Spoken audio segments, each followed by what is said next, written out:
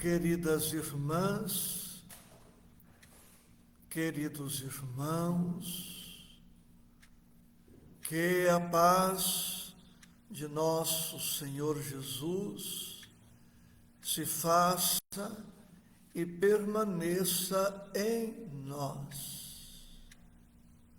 Estudo bíblico, hoje, o tema, a volta do Filho do Homem. O sermão profético continua. Lucas, capítulo 21, versículos 25 a 33. Convido a todos à leitura e ao estudo. A volta do Filho do Homem. O sermão profético continua. E haverá sinais no sol e na lua e nas estrelas, e na terra angústia das nações, em perplexidade pelo bramido do mar e das ondas, homens desmaiando de terror, na expectação das coisas que sobrevirão ao mundo, porquanto as virtudes do céu serão abaladas. E então verão vir o Filho do Homem numa nuvem, com poder e grande glória. Ora, quando estas coisas começarem a acontecer, olhai para cima e levantai as vossas cabeças, porque a vossa redenção está próxima. E disse-lhes uma parábola: olhai para a figueira e para todas as árvores. Quando já tem rebentado, vós sabeis por vós mesmos, vendo-as, que perto está já o verão. Assim também vós, quando virdes acontecer estas coisas, sabei que o reino de Deus está perto. Em verdade vos digo que não passará esta geração até que tudo aconteça. Passará o céu e a terra, mas as minhas palavras não hão de passar. O nosso texto. Como tudo e sempre em o Evangelho, mensagem atual, necessária para todos nós. A volta do Filho do Homem é um tema bastante abordado, bastante explorado por algumas denominações religiosas que aguardam, expectantes, ansiosas e até com medo, a volta de Jesus à terra. Nós, nesta oportunidade, não nos deteremos nesta interpretação. Jesus voltará efetivamente à terra? Quando? Como? De que maneira? Quem o verá? Ele virá com que propósito? São algumas questões que o texto literal propõe. Mas, como nosso estudo bíblico objetiva a nossa própria vida, o dia que passa, o aproveitamento da hora, a oportunidade reencarnatória, com aquela liberdade respeitosa e reverente que o Evangelho nos permite, trarei o estudo sob um outro ângulo. O título é este: A Volta do Filho do Homem. E dando uma outra interpretação, eu pergunto: quando se dará a volta de Jesus para a minha vida? Quando se dará a volta de Jesus para as nossas vidas? E por extensão, quando se dará a volta de Jesus para toda a humanidade, mas não através de uma vidência ou de uma aparição, para aquela ressurreição dos justos que irão para o céu e a ressurreição dos injustos que irão para o inferno, segundo outro texto literal. Quando propomos esta indagação, quando Jesus voltará para a minha vida, eu posso responder a esta indagação com outras duas perguntas. Quando é que vou buscar efetivamente o Mestre? Será que este é o momento de ficarmos esperando, expectantes, a possível volta de Jesus, adiando indefinidamente a decisão por nossa busca a Ele? Quando é que nós, humanidade, nos decidiremos pelo Evangelho? Ao invés de esperarmos preguiçosamente, acomodados na nossa fé estéril, que Jesus venha nos arrebatar, será que o Cristo não está esperando por nós? Somos nós que devemos esperar a sua vinda? Ou é Ele quem continua pacientemente, amorosamente, esperando por nós há séculos, há milênios? Me parece que ganharemos muito mais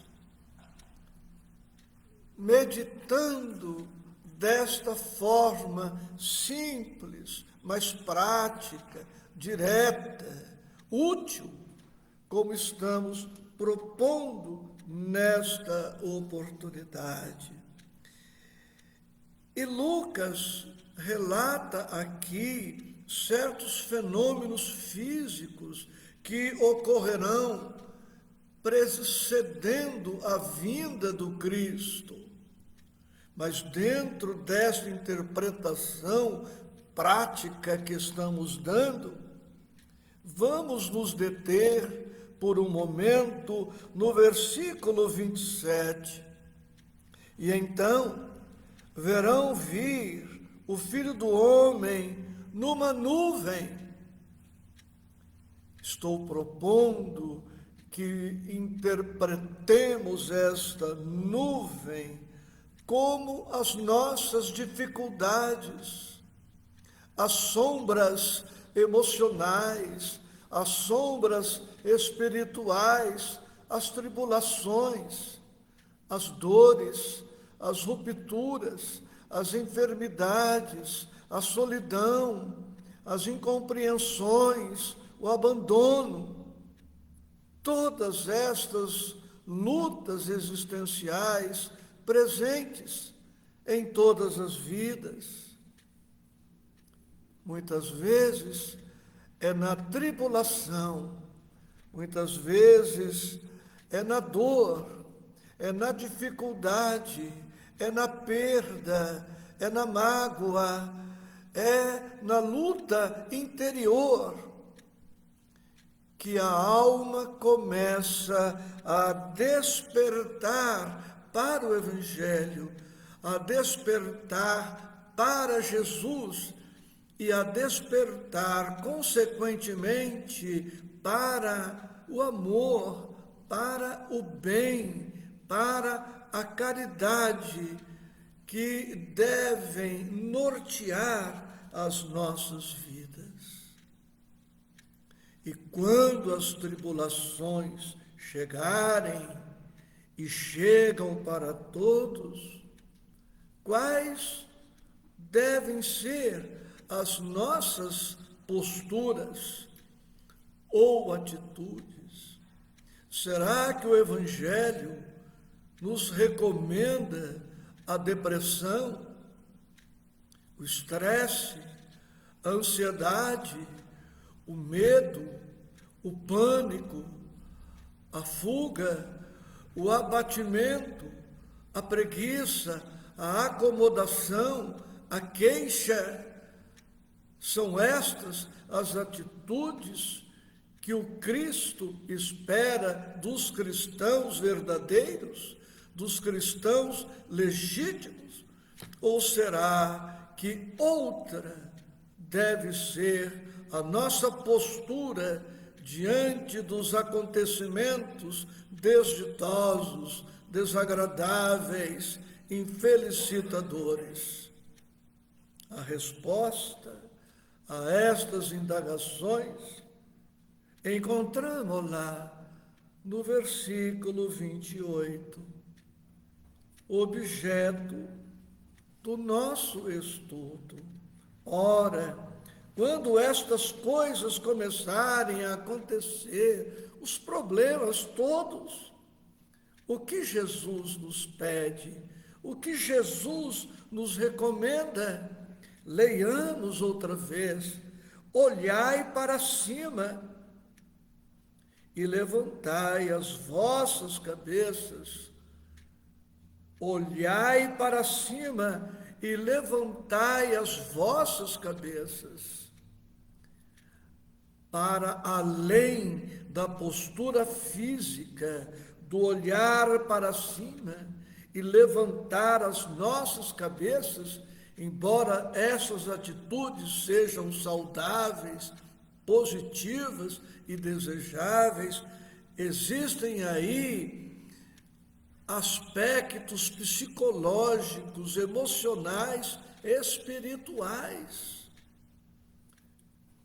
Aqueles que mourejam na intimidade das casas espíritas, do movimento espírita, conhecem aquele apelo para a frente e para o alto. Para a frente e para o alto, esta é a nossa atitude. Ainda hoje recebi de uma companheira muito querida uma mensagem propondo exatamente isto: trabalhar sempre. Tudo segue bem na nossa vida, prossigamos trabalhando. As dificuldades, apontaram, repontaram no horizonte da nossa vida, continuemos trabalhando. Haja o que houver, trabalhar sempre. Aconteça o que acontecer, trabalhar sempre. Olhar para cima.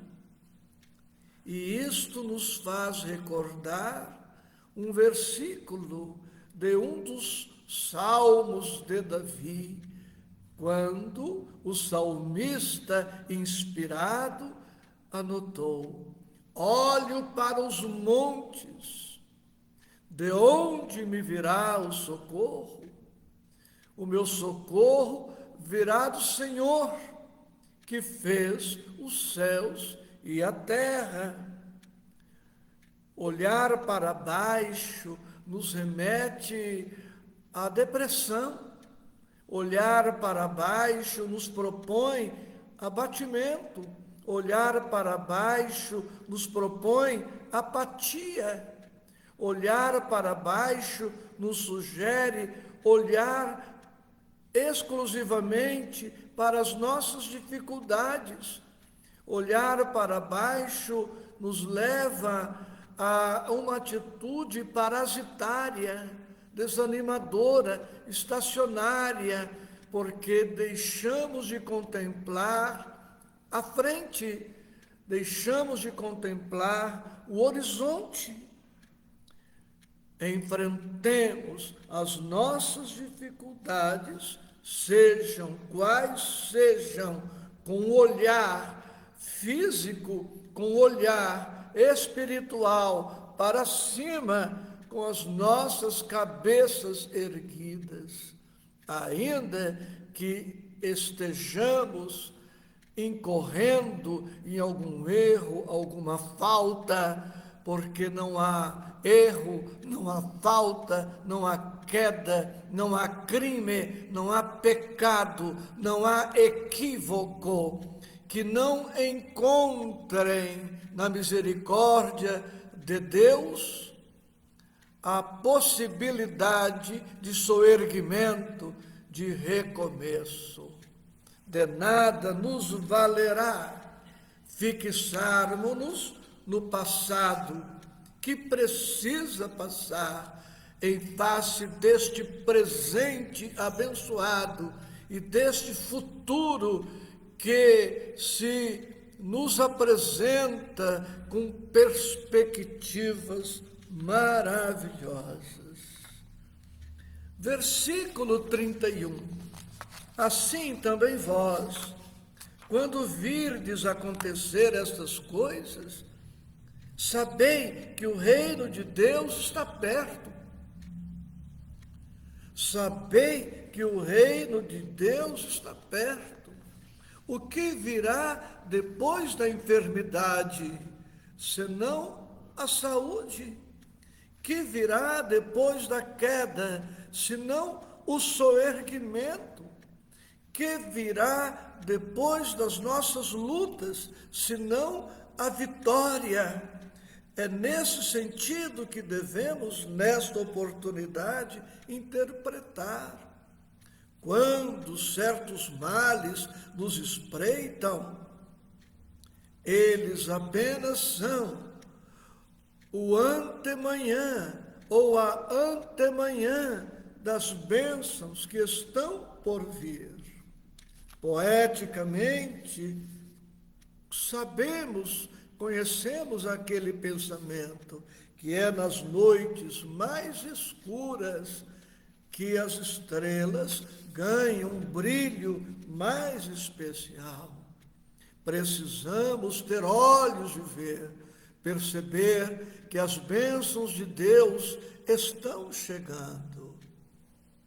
Porque às vezes certos males chegam para preparar os nossos corações, as nossas almas, as nossas vidas para as grandes bênçãos. E Jesus, otimista, confiante, certo da vitória da luz sobre as trevas, certo da vitória do bem sobre o mal. Terminará esse texto no versículo 33, dizendo: passará o céu e a terra, mas as minhas palavras não hão de passar. Passará o céu e a terra, a dor há de passar, a dificuldade há de passar, a aflição passará, a doença passará, a solidão passará, o abandono passará, a carência passará, porque não há mal que dure para sempre. E quando o bem verdadeiro, quando o bem divino instalar-se e instaurar-se em nossas vidas, quando finalmente estivermos integrados ao Evangelho, integrados ao Espírito do Mestre, quando o Evangelho estiver em nosso âmago, em nosso íntimo, estivermos, pois, evangelizados, nunca mais haveremos de retroceder em nossa marcha. Portanto, essa descrição dos sinais dos tempos não deve alarmar o crente verdadeiro, o crente sincero, o crente confiante. E quando dizemos crente, refiro-me a todos aqueles que guardam a fé acima de todas as borrascas, acima de todas as tempestades. O cristão, com o Cristo, pode, deve, necessita manter-se confiante, esperançoso, otimista, certo da vitória do bem sobre todos os males. E ao invés de ficarmos de maneira inoperante, estéril, inútil, esperando que o Cristo venha, decidamo-nos nós por buscá-lo ainda hoje, ainda agora, para que a nossa vida se estruture nele e possamos, desde hoje, superar as nossas dificuldades internas e os desafios externos, que são degraus para que possamos alcançar novos níveis de compreensão, novos níveis de felicidade, novos níveis de paz, de alegria, de bom ânimo, com o Cristo permeando as nossas vidas.